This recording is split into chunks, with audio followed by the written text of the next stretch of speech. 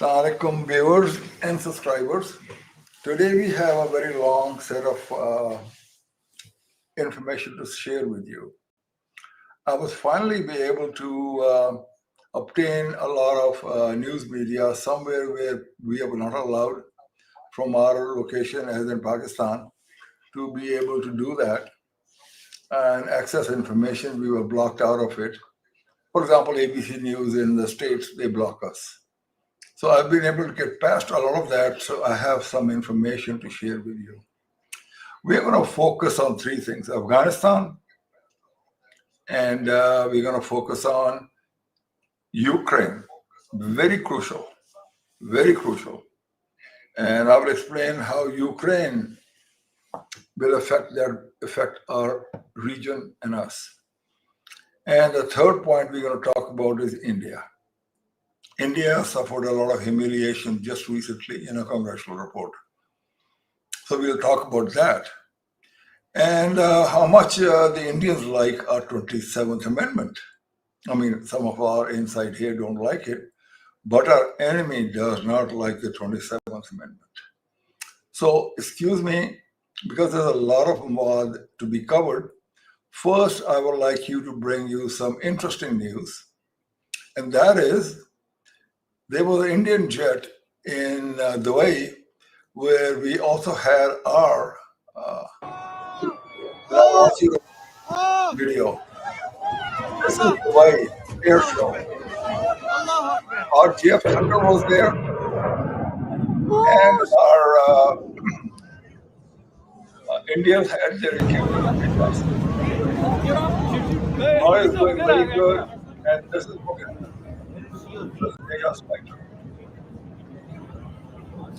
and I want you to look at this clip, and this is happening from the board.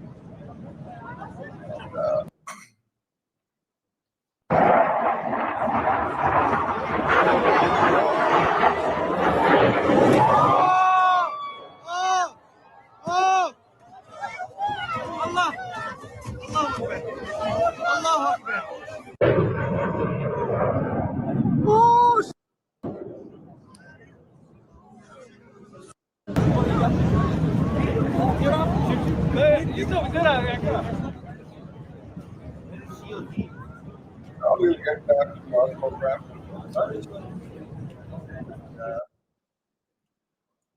Take it offline and bring our normal Google Earth back.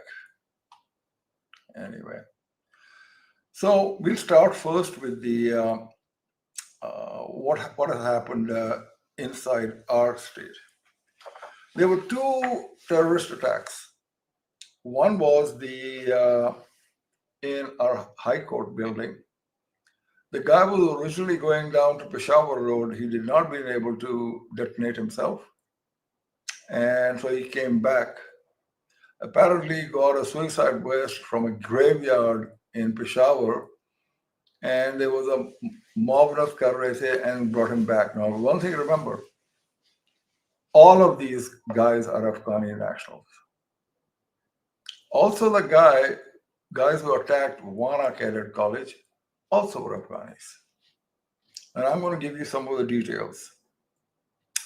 The court attack, suicide, traced and arrested, played the active role in the reaching the courthouse.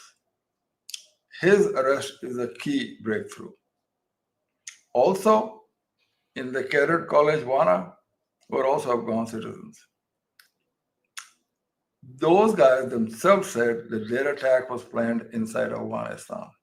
Now, one thing we're always asking in the last video that we should have been attacking Afghanistan based upon all that. We are going to talk about that. And there is a reason why it's not happening, but it's not in our immediate news. And I will share that news as we go along, okay, in a while. The final order for the assault by the TDP came from Chief Noor Wali Mehsud. Noor Wali Mehsud is the head of the Taliban Pakistan, TTP. Throughout the operation, the militants reportedly followed instructions relayed from Afghanistan and disclosed originally planned by a terrorist named Zahid, who works with Noor Wali Mehsud. After the operation, they tried to be very cute and clever. The assault was claimed by a militant outfit, Jaish-e-Hind, acting on the order of Noor Wali Mehsud.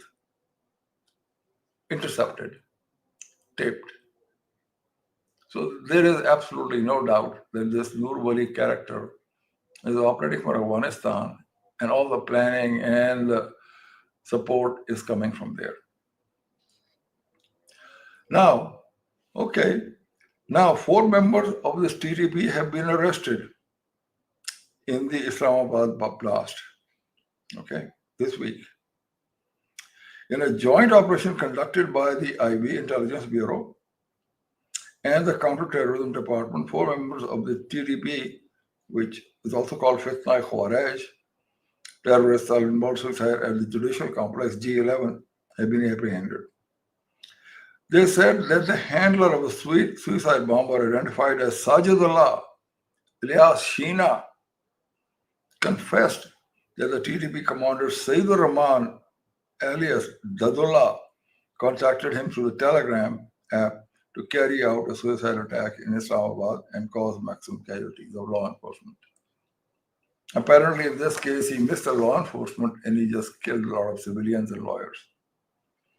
The government said TTP going to send pictures of the suicide bomber identified as Usman alias Qari for Sheena to receive him. It further said that the directors of the TTP commander, Sheena, collected a suicide jacket from a graveyard in Peshawar and brought it to Islamabad. Just see what these guys are up to. On the day of the blast, the handler set the suicide jacket on the bomber, and the government added, the network was handled and guided every step by Fitna Khawaraj High Command based in Afghanistan. How do they know that? Because they're intercepting the signals.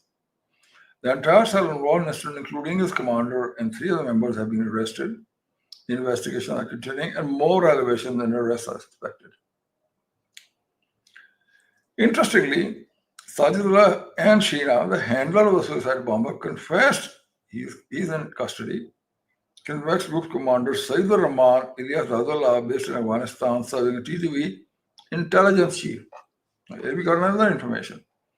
Sayyidur Rahman Dadullah is the TTP intelligence chief for Nawagay and Bajaur, has directed him via telegram to carry out the attacks targeting law enforcement. They didn't kill law enforcement, they killed lawyers and civilians. Dadullah provided a picture of the bomber, Usman alias Qari, and he is of Nangarhar, Afghanistan, belonging to the Shinwari tribe. Imagine the information our security agencies have. We know exactly where the tribe is, and probably we also know exactly where this guy lived before. Sajidullah arranged to stay at residence in Islamabad after the entry into Pakistan. Following Dadullah's instructions, Sajidullah collected a suicide jacket from a Khun Baba graveyard in Peshawar and delivered it to Islamabad on the day of the blast at the judicial complex. Mr. Dadullah put the suicide jacket on Osman. They must have been muttering something when they were doing it. Anyway.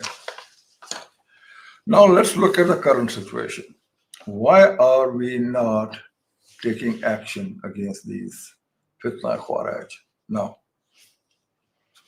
Pakistan had asked, this is information new, had asked the Taliban leader, Habatullah Akhundzada, to issue a fatwa declaring war against Pakistan is illegal. A senior Taliban said the Pakistani delegation during the 2 sides in recent talks had asked the Habatullah to issue a fatwa ongoing Afghan-Pakistan conflict declaring any attacks on the fellow Islamic neighbor illegal. Rahmatullah Rajiv, the head of Afghan Action Team and Deputy Prime Minister in Taliban, said that the delegation rebuffed this. However, what they said, if we are serious, we better put it in writing. So it looks like the negotiating people, whether it's Iran or Turkey coming, will be putting this forward. Now, it is both trying to isolate TTP from the mainstream Afghan Taliban. We may not succeed because all those guys are Afghan nationals. It's no longer a Pakistani fight. It's an Afghan national fight. Today I was looking at it in Banu. These guys came across the border and they killed the peace committee people. They assassinated them in Banu. So looks like they're going no longer the security attack only. They're going for civilians also. So we better get a belt in order here. Okay. Pakistan, at the meantime, also has decided to keep the border closed for an indefinite period of time. And today we are probably over 30 to 40 days, and the bilateral transit is at 0. And Afghanis have said, oh, we will go to Central Asia and India. That is only a stance which has no validity, because to do that, it'll take years and it'll be a lot of hassle to get there. And it's not going to help them in the near term. It may only just be for their own consumption. Pakistan's stance is very clear here. Human life takes precedence over trade and economic considerations. हमारे लोगों को मारोगे, हम आप trade नहीं करेंगे. That's all. और दूसरी चीज पाकिस्तान उनको कह दी है कि हम इस फितना ख्वारिज और टीटीपी से हम नेगोशिएट नहीं करेंगे. तो अफगान साहिबान, आप अपने दिमाग में ये रजिस्टर कर लें, हम उनसे बात नहीं करेंगे, बिकॉज वो एक मर्डरस ग्रुप है.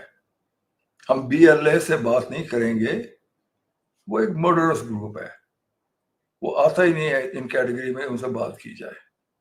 And it's a standard policy. Pakistan does not negotiate with terrorists.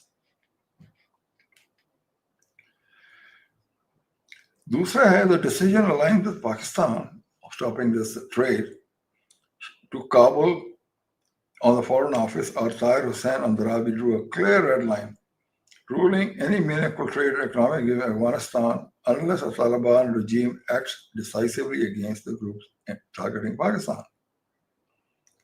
Khair, ye to rana Pakistan. Something very interesting has happened at the United Nations. One of the Security Council members, Denmark, also member of the Terrorist Committee and the Sanctions Committee, pointed to the serious threat posed by the Tehreek-e-Taliban Pakistan in Central and South Asia. It's no longer South Asia. They operate under a different name against Central Asian people.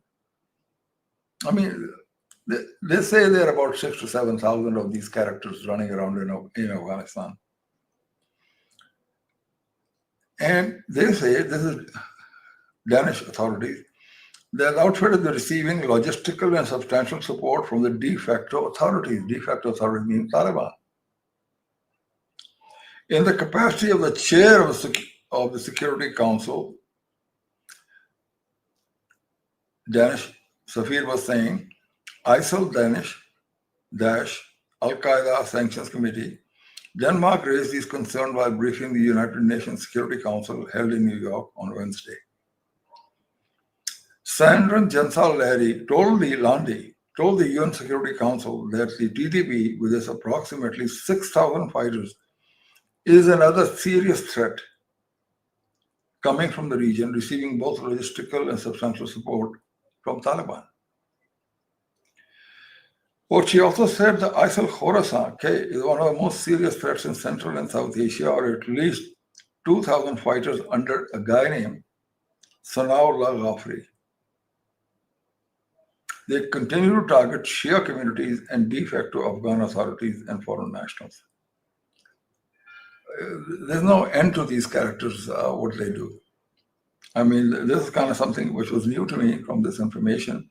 Sanaullah Ghafari is the leader of the ISIL, which is in Afghanistan, and they're targeting people up north. And probably the same characters come around here and say they're TTP. Anyway, so now let's go to Ukraine. We've been saying that the Ukrainians are going to fold shop and go. There was a lot of attacks recently, and I need to present to you what the ground situation is. The Russian forces have captured the city of Kupiansk, one of the two in Donetsk, in the northeastern Ukraine. And this was announced by the Chief of General Staff of the Soviet of Russia on Thursday in a meeting with Russian President Vladimir Putin. They said the Rashnov says city is under full control, while Putin reviewed the broader battlefield situation and praised the performance of Russian troops. Kupiansk is the key logistical hub near the Oskol River. It's captured secure Russian positions in the region and enables further movement westward. Now, that was a stumbling block. Now, after there's another city thereafter, fall of this city now opens the Russian advance westward. And the Russians are no longer talking about, in a way that some kind of a peace deal, but what they're talking about is outright surrender. Now let's talk what the US thinks of this. The US peace plan, they completely cut the Europeans out of it. And this peace plan was presented by military leaders to Zelensky.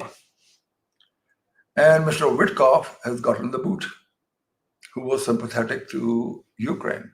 So it looks like US position, which way they're going, is hardening. The peace plan proposes UN give up its sovereignty. What does that mean? What they're saying is Kyiv, Zelensky relinquish territory, reduce its army, recognize Russia as official language, and proposed plan will require Ukraine to reclaim parts of new Russian regions in Donbass, still under, some of them are still under control of Kyiv, Ukraine, cut the size of forces by half and abandon key categories of weaponry, a rollback of US military systems included in the framework. The document also stipulated recognizing Russia as the official state language. Now, here's something to remember. The Ukrainians outlawed more than 45% of the population of Ukraine is Russian-speaking, Russian origin. They outlawed speaking of Russian. They outlawed written language of Russian. They outlawed the Russian Orthodox Church also.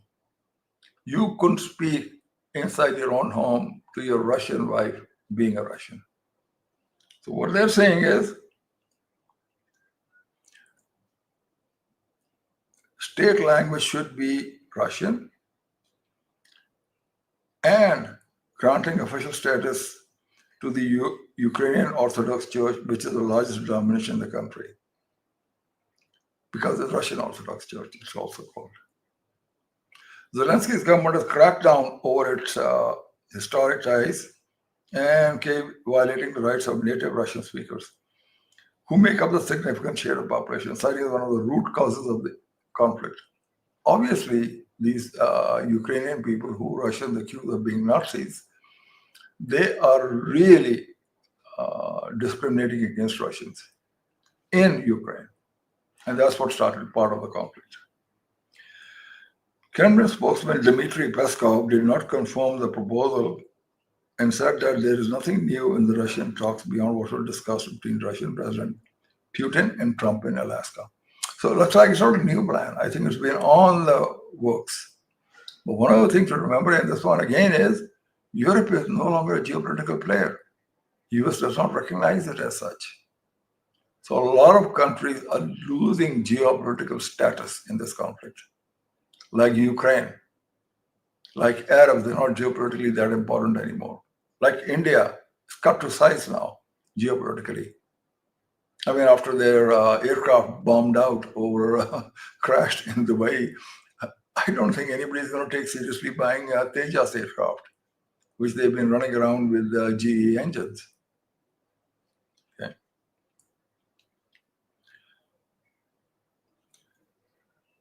The senior Kirill Dimitrov told Axios that what is very important now is in the ceasefire arrangement they're saying, they say the Russian position is being heard. That means finally US is beginning to hear what Russia is saying and beginning to act on it. The Trump envoy, Keith Kellogg, forthcoming departure will be unwelcome news for Kyiv because he was a good supporter of Kyiv. Again, I repeat, EU officials received no information on the peace plan presented to Ukraine by administration of US President Donald Trump. The Russian negotiator first reported on the plan that it was more than a ceasefire arrangement. We feel Russia's position is really being heard. So that's what's going on. And I shared with you the ground position already. It's bad for Ukrainians. From some of the reports, I could not really confirm. The Russian chief of staff has told his army, get massive surrender of all the Ukrainian forces over there. That is a distinct possibility. And that's what Zelensky is going to be fighting with. If he doesn't, the collapse may occur and probably will occur by the end of December. So not much time left. So let's see where this thing goes. Now, why have I been harping on Ukraine? We're sitting here in Pakistan. End of Ukraine war allows US to concentrate its focus towards Iran and send all these armaments to Israel. Just recently, it was announced that Israel received 1,000th of airlift of weapons and ammunition from the USA. Not to mention the amount of ships which they have shipped amount to the Israel. You're talking not just a few $1 billion, you're not talking we're talking hundreds of billions of dollars being sent there. And they're not sent there for any celebrations. They're sent there to take on the next step to denuclearize Iran. That means enrichment. It's a no-go. And Iran now, I think, beginning to sense, so they may be getting desperate, but it may be too late. But let's see how that goes. On the Indian side, very interesting. US Congress came up with a congressional report from their intelligence, and it says Pahalgam incident was a rebel attack. No terrorist attack. It's a rebel attack. Okay, so India gone, diplomatically gone. This was not a small report. This was an 800-page report. And just basically, Indians are totally astonished, in which their 2 pages is dedicated to the military victory of Pakistan over India, which they say a little bit Pakistan military success over India in the 4-day clash. Now that's what we had said. Pakistan lost 15 to 17 people. India lost over 500 dead. And that's a lot of people to die from Fatah 1 and Fatah 2 rockets. Now we are arming up to the next level, which is Fatah 4, hypersonic. Oh, that's going to be interesting. Now, by the way, Indians also have an opinion on the 27th Amendment. They don't want to be left behind. What they're sharing insight from some of the newspapers, which they don't allow a lot of foreigners to take a look at, but finally got that. They feel that this basically puts all the military underneath Field Marshal Asim Munir, head of the military establishment that views these weapons of mass destruction not merely the deterrent, but as usable tools. That is a very big acknowledgement from them. This, they say, the unprecedented empowerment follows Pakistani Senate passage on Monday and the constitutional amendment granting the Field Marshal exclusive authority over all strategic assets and overarching control of the other two services and the country's broader military structure. In addition, he will enjoy immunity from prosecution for life. This has got the Indians really upset.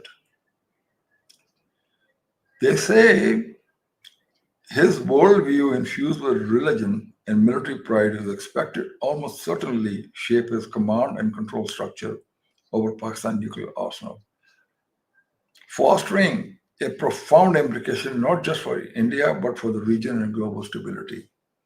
I think Indians are beginning to understand Pakistan will use nukes under certain circumstances. But they're also beginning to understand Pakistan is conventionally far stronger than India. It is India who's now in the corner. Let's see how that plays out. What they say, Field Marshal Munir's rhetoric fuses with nationalism, militarism, casting the army as a services now command not merely a station but an instrument of divine mission. In such mindset, the line between religion, duty, and nuclear decision making becomes perilously thin. What about Modi? Turning strategic choices into moral crusades rather than rational calculations. Oh, really? I've been reading Rajnath Singh and the Amit Shah and the Modi lectures, and Modi thinking he's some kind of an Arjun from way back when. That doesn't ring a bell on your side? Anyway. Now they're doing fans of flame. They're saying Munir's Pakistani Punjabi-led military. This is a Pakistani-led military. And they're getting scared. And they rant a little bit that since independence, these guys have been doing this and that. Field commanders are all infused with religion. And they say in the event of another Sindoor-style confrontation, Pakistan's response may rest on Munir's instincts, shaped less by professional judgment than by faith conviction of his loyalists. And they're saying this renders miscalculations a terrifying real possibility in an environment shaped by martial culture. And they're beginning to now say a misread signal of false intelligence, a broken communication, and the unthinkable will come true. And they're saying in this crisis, conventional doctrine of signaling deterrence escalation would collapse. I mean, these guys are saying that they're going to start where they finished Sindoor, go to Sindoor 2. Sindoor 2 was full-scale missile attacks on each other. So you start from there. What do you mean escalation later? You're escalating to a full-scale intense war. And in conclusion, they say the South Asia nuclear landscape was never more dangerous, with Pakistan's entire arsenal to be placed under a mercurial Munir. Unthinkable is no longer distance. It's within reach, and a single mishap, miscalculation to unleash. Well, I'm glad Indians are beginning to understand what nuclear warfare is between two states. Another bad news for India. There was a bunch of Apache helicopters being shipped to India, and Turkey said, they can't go through us. So they landed back in England, went back where they're coming from. Now they're going to find a different route to go there. Anyway, so with that, what I'll do is I'll bring in my Sharbano, our host. Assalamu alaikum. Assalamu alaikum, Sharbano. Did you find it interesting? How are you? Yeah, you covered a multitude of information today, so really interesting. It was very difficult for me to hold back because there was so much information, and everybody says to me, don't go over 15, 20 minutes. But I said, I'll get my Exactly. information. But it's been a long time since your last podcast, so it was necessary. So let's come towards the questions. Okay. So let's first talk about the expanding TTP threat. As you said that Denmark raised alarms at the UNSC about the TTP receiving logistical and substantial support from the Taliban. So is the international community finally acknowledging Pakistan's long-standing warnings? I think they are beginning to wake up to it, definitely. Exactly. The Danish chair of the UN Security Council really said not only this, but these 7,000 people, another 2,000 Ash, they change, the same guys, they change identities, go into Central Asia and do a lot of ruckus. Then they come down here and they pretend to be Pakistani nationals, and then they do suicide bombs. They say they're going after the police and military, but they actually kill civilians now. I think they know their time is up. And Exactly. that's what they are, I would say that's what they are up to. So I think the noose is tightening around these guys. Definitely. Mm, Definitely. Noose is tightening around okay. these guys. And All right. So mm, carry on. Gigi, please carry on. yeah. So definitely they're beginning to, these guys won't be, what do you call, and I think I'll bring the map to our center stage so that we know what we're talking Sure. about in Afghanistan. All yours Sure. still. Go ahead. All right. So you also talked about the border closure impact, with Pakistan keeping borders crossing closed indefinitely until verifiable and irreversible action is taken. So how long can both economies withstand this freeze in the regional trade? I think for Pakistan, it's not a whole lot. It's okay, you and I won't get some mevas, we'll get them through सर्दियां आ रही हैं, चल रोजे जरा कम हो जाएंगे, कम हो जाएंगे. ओके, Mm, आपको शायद वो जो किशमिश मिलती थी वो जरा वो अभी वो स्मगल कर रहे थे थ्रू ईरान, पकड़े गए हैं. So mm, I think that's going down. We may get some stuff more from Iran and Central Asia through China. So, but I think it's not much of an effect on us. It really affects the Afghans far more. And remember one thing: the 42 mm. million, only 16 million are those Afghan Pashto speaking. The rest of the population is held hostage by these guys. So whatever we do, eventually we have to accommodate those people also. And that's what the world is always saying: terrorism Mm, and representative government. The present government is not representative. exactly. Mm. Yeah, so you also discussed about the US peace plan and Ukraine's sovereignty. So does this plans require Ukraine to demilitarize and adopt Russian language rights? So is this a peace framework or a blueprint for Ukrainian capitulation? It is basically a capitulation because either they do this or Russia wipes them off Mhm. the map. There's Okay. no such. Their desertion rate is 15,000 per month. And after this one city, they lost a 10,000 chunk gone. So if we start losing a division and a half a month, I think after about 6 months, we won't have much of army left. Ukrainians is happening to them all the time. So they don't have much time. So either they do the peace deal, in which their army is cut in half, and they give up all the Russian-speaking territory to Russia,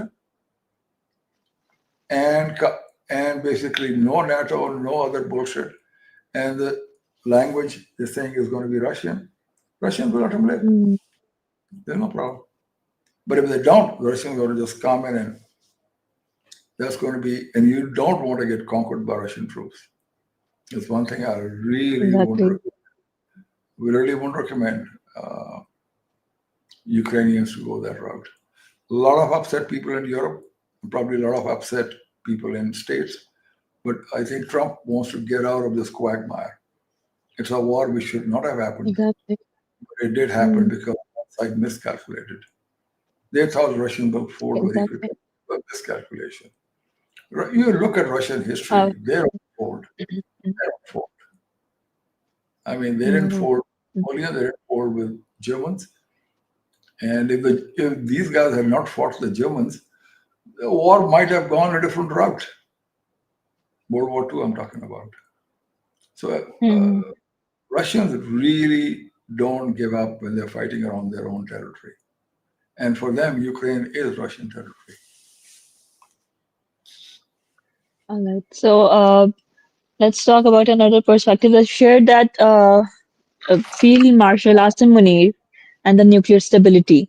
So, how concerned should the region be about miscalculations, escalations, and command and control risk? With Asam Munir, he is a seasoned military officer. There's no command and control risk there. The command and control risk is on India side because even the narrative making, Modi is forcing his army chiefs to come up with bullshit narratives. Oh, we shot down 7 F-16s. You Mm, know, if even one of them had a bullet injury, Americans would be all over our ass. Why would our aircraft had one bullet hole in it? So everybody's laughing at these guys. They're the ones who are basically Modi is running the military operations. I mean, mm, we are Sindoor 2 is on a pause. You don't do pauses. What you've just told the Pakistanis that we're going to start lobbing missile at you as soon as we get missiles. And they're buying and they'll be ready having all those 300-400 extra missiles by about March. But my question is, okay, then you fire them in about a week or 2 weeks, then who's going to replenish you? Pakistan's mm, manufacturing capacity in defense is more than double, triple of India's. Their mm, manufacturing capacity is of software, vaporware. If they get a cyber attack, that's gone with the wind. America has 15% of the global manufacturing capacity, and look at what they're doing empowering Israel. Israel is just all over the map with them, with the world. And people are shit scared of them. Now think about China, with 40% of the manufacturing capacity with China. And that, our people don't really announce, but I'll tell you very point blank. Pakistan is getting already gotten J-35s, the stealth fighter. And we may already have 30. And some reports say that we'll go up to 80. Some of them even say there's more than 30 J-20s to be transferred over. With that kind of an Air Force, there's no competition. And with a PL-17 with a range of 400 kilometers, Lahore to Delhi is 400. And then the next one is PLXX. We have all the information on our website, 800 kilometers, hypersonic. I mean, I think India should fold camp and go give it up. And I think what their own analysts are saying, like Praveen Sani, is do peace with mm, Pakistan and China. Mamla khatam karo.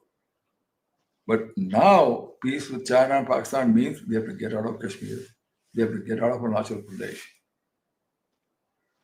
And for that bunch of guys, they won't do till they meet their maker. Anyway, mm. next one. Let's see. We also talked about India, that it's characterizing Operation Sindoor as Pakistani military success and the Flagam attack as an insurgent act. So, what does this mean for India's international narrative? It's a disaster for them. Nobody believes them Mm, now. Nobody believes them. exactly. Mm, And they're just the days when India said something, everybody just went completely behind them. No matter how unbelievable talk they said, it's gone. India is filled with a hot air, and somebody's got to go there and puncture it, bring them down to earth. And I think it's going to start happening. And I think The congressional report was the first puncture in that balloon, hot air balloon. And Indians themselves, oh, we are astonished. How can this be? It is. 2 days the Air Force was grounded. Why were they grounded? Because everybody's on vacation that day. They took a vacation in the middle of a war for 2 days? Or did they get quite drunk and Ridiculous. hangover for 2 days? Or did they run out of gas and petrol, aviation fuel for 2 days? They were grounded for 2 days because they were scared shitless. Right. Sorry, Exactly. I shouldn't be saying.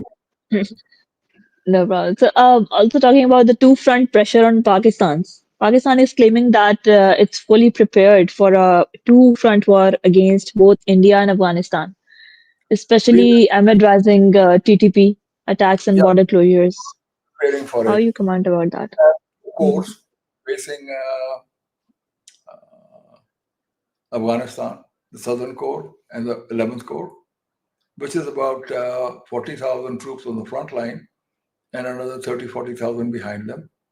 Then we have the Frontier Corps, and then we have the Balochistan Constabulary, and then we have the Special SSG unit dedicated there. I mean, we outnumber them 3-1.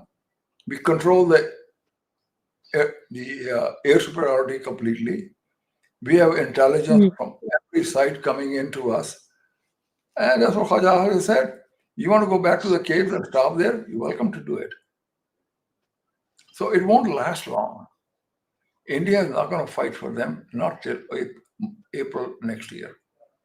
So we will have a few months to teach them a lesson, a good lesson, and maybe move in a fashion that Turkey supports the Northern Alliance, which is the non-Pashtun people up in the north, who are the majority.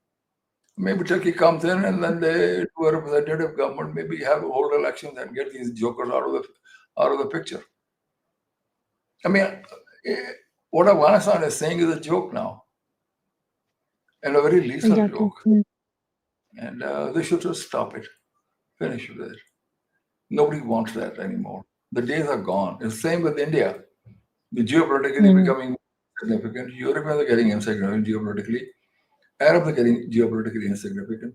They have to buy significance. MBS went there with $1 trillion. And people are asking, what about Khashoggi? They don't respect them.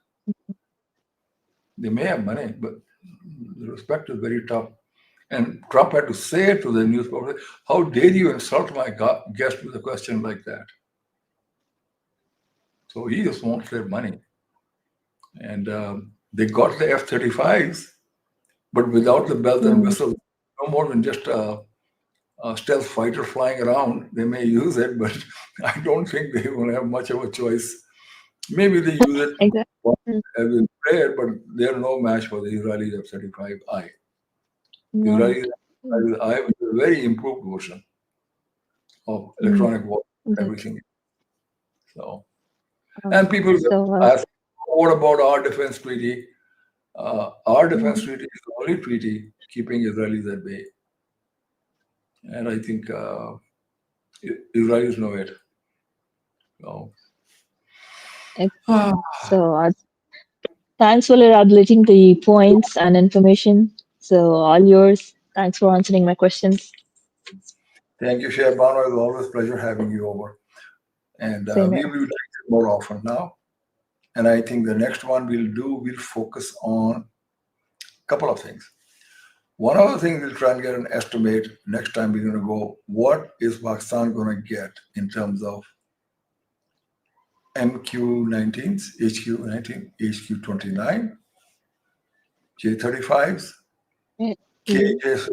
We're going to discuss what these things are and how they play into the gap which we saw the last time and how we cover those. Okay? We're going to talk about that. We're also talking about what I can glean out of the restricted newspaper shorts are. So I've got that software. I can really go in and extract stuff out. Not from our place. No. We don't want to get software updated. So we're not going to do that. But globally news, which is available, we can get that also. And we're going to come up with some good analysis. Anyway, I think take loose and go. We went a little bit over our time. Pleasure having you It's over, okay.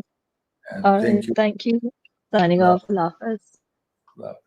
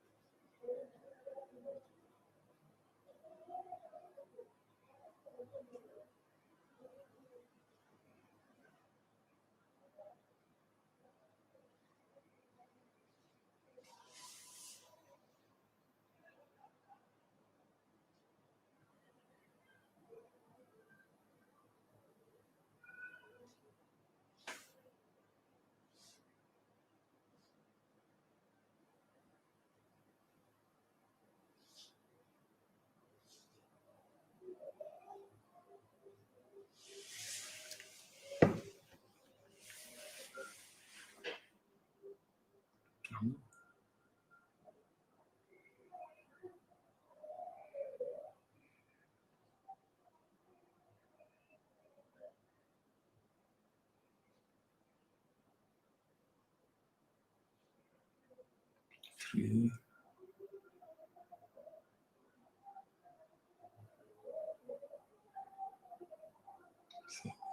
8.